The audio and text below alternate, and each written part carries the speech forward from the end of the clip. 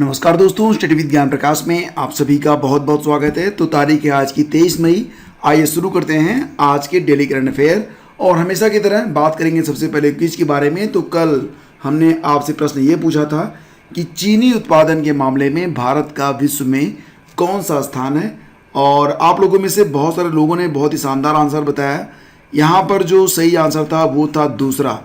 और पहले स्थान पर कौन सा देश है, तो सबसे अधिक जो चीनी का उत्पादन करता है वो ब्राज़ील करता है। ठीक है, तो देखिए यहाँ पर भारत देश दूसरे स्थान पर है, लेकिन अगर देखा जाए सिर्फ एशिया में तो एशिया में भारत पहले स्थान पर है। और दोस्तों कल मैंने आप लोगों से पूछा था INS राजपूत जो कल रिटायर हुआ, तो इसके बारे में मैंने आपसे पूछा था कि INS क्या है। तो friends, INS is stand for Indian naval ship. देखिए भारत आज़ाद हुआ था 1947 में और गणतंत्र बना था 26 जनवरी 1950। तो 26 जनवरी 1950 के पहले जो भारत की नौसेना थी उसको HMIS के नाम से जाना जाता था, यानी कि हिज मैजेस्टीज इंडियन शिप।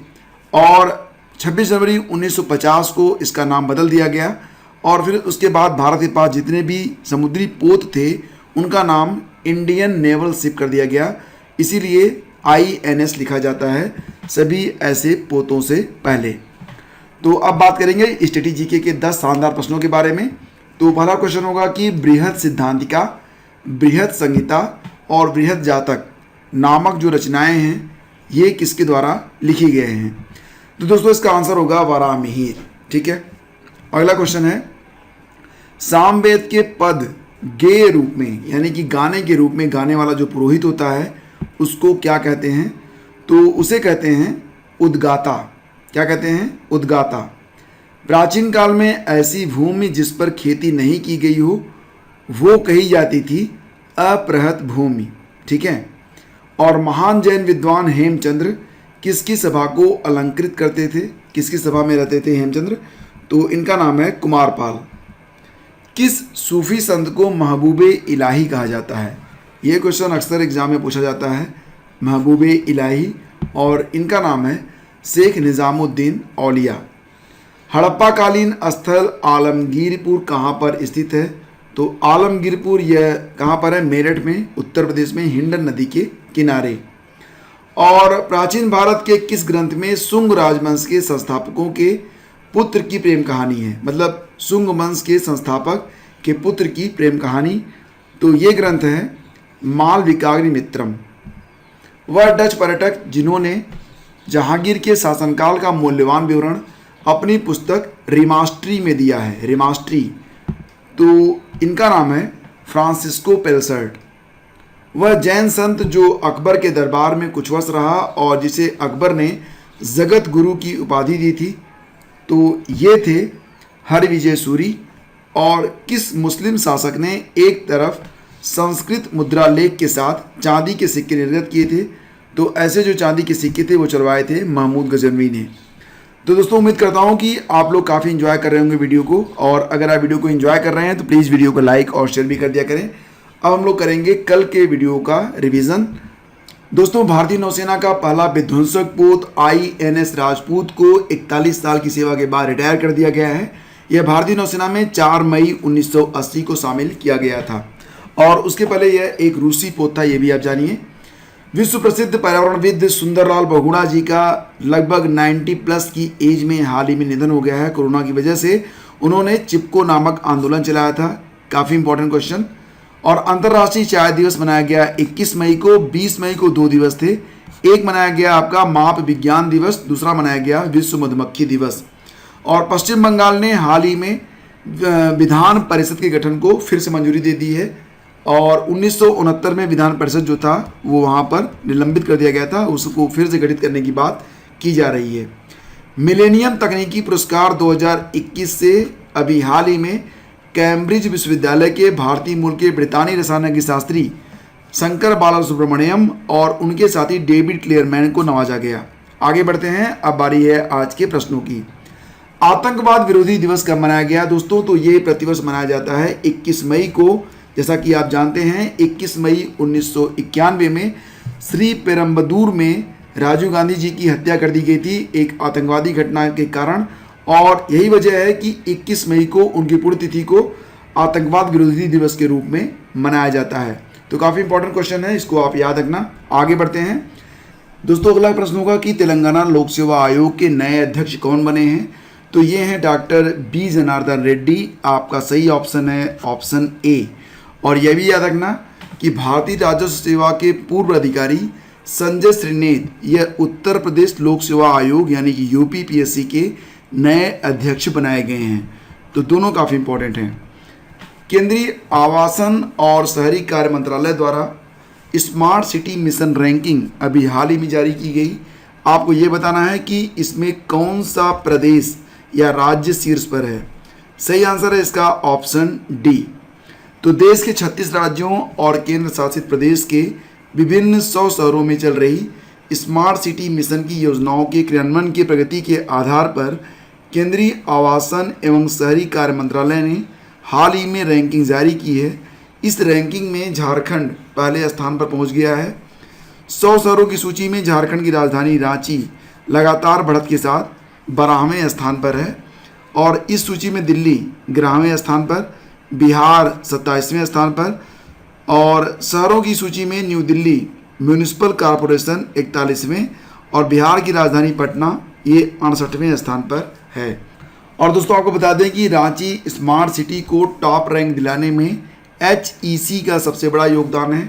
शहरी क्षेत्र में HEC की 656 एकड़ ज़मीन पर देश में पहली ग्रीन फील्ड स्मार्ट सिटी बनाने की दिशा में रांची आगे बढ़ रही है।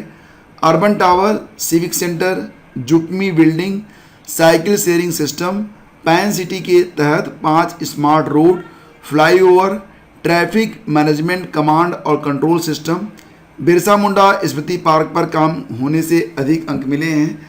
गौरतलब है कि रांची के HEC इलाके में स्मार्ट सिटी का कार्य तेज़ी से चल रहा है। यहाँ 150 करोड़ की लागत से डेटा सेंटर भी बन रहा है, जहाँ से शहर की 29 नागरिक सेवाएं एक कमांड से संचालित होंगी। और शहरों की बात करें तो शहरों में भोपाल पहले स्थान पर है। स्मार्ट सिटी मिशन रैंकिंग में जो टॉप 3 स्टेट हैं उसमें पहले स्थान पर झारखंड है, दूसरे स्थान पर है राजस्थान और तीसरे स्थान पर है आंध्र प्रदेश। किस देश ने नया महासागर निगरानी उपग्रह हायांग 2D सैटेलाइट को लॉन्च किया है। तो इसका सही आंसर होगा ऑप्शन डी, यानी कि चाइना ने इसे लॉन्च किया है। दरअसल चीन मौसम और समुद्र के पर्यावरण के लिए मॉनिटरिंग सिस्टम बना रहा है, और इस सैटेलाइट को लॉन्ग मार्च 4B रॉकेट के जरिए लॉन्च किया गया था, जिसमें हायांग 2D HY2D सैटेलाइट को भेजा गया था। यह लॉन्चिंग चीन के उत्तर पश्चिम में जियोकुआन सैटेलाइट लॉन्च सेंटर से किया गया था।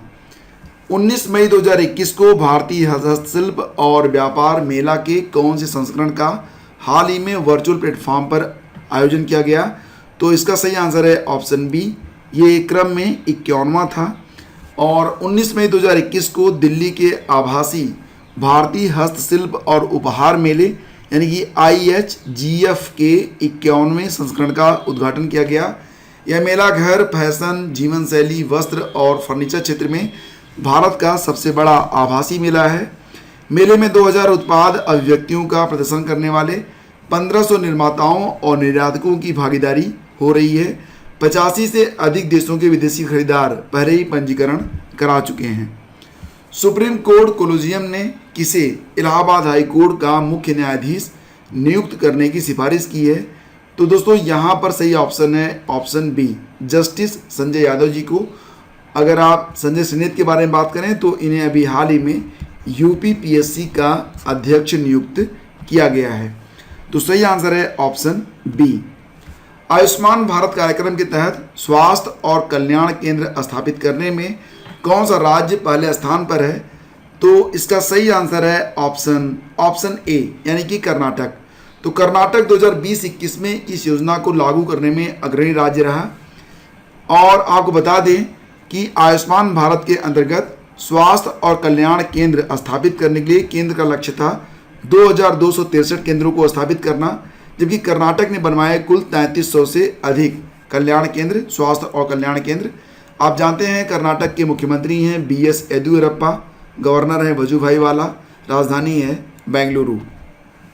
भारत ने यूनेस्को विश्व धरोहर स्थलों की अस्थायी सूची में कितने स्थल शामिल किए हैं? सही आंसर है ऑप्शन सी, यानी कि 6 स्थलों को इसमें शामिल किया गया है। यूनेस्को की स्थापना हुई थी 1945 में। मुख्यालय मिलेगा आपको पेरिस में। महानिदेशक हैं आंद्रे अजोले।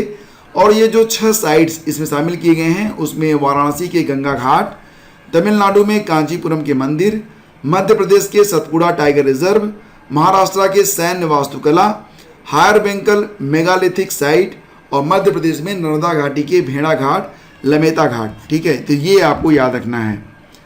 और अब बारी है क्विज नंबर 23 की। तो दोस्तों बताइए कि रेडियो एक्टिव विकिरण की गणना किस यंत्र से की जाती है? Dynamometer, Geiger Muller counter, Mach meter या फिर रेडियोमीटर से? तो आंसर आप लोग उसी फॉर्मेट में लिखिएगा जिस फॉर्मेट में आप लोग लिख रहे हैं। और कुछ लोगों के आंसर लगातार बहुत ही अच्छे आ रहे हैं, तो उसी प्रकार से उम्मीद करता हूं कि जो लोग आंसर नहीं लिख रहे हैं वो लोग भी लिखेंगे। और एंड्रॉयड ऐप प्ले स्टोर पर मौजूद है, डाउनलोड कर लीजिएगा। सोशल मीडिया पर हमसे कनेक्ट होना है तो आप हमें स्टडी विद ज्ञान प्रकाश लिखकर सर्च कर सकते हैं। तो शीघ्र मिलेंगे एक नए वीडियो में। आज्ञा दीजिए, नमस्कार, जय हिंद।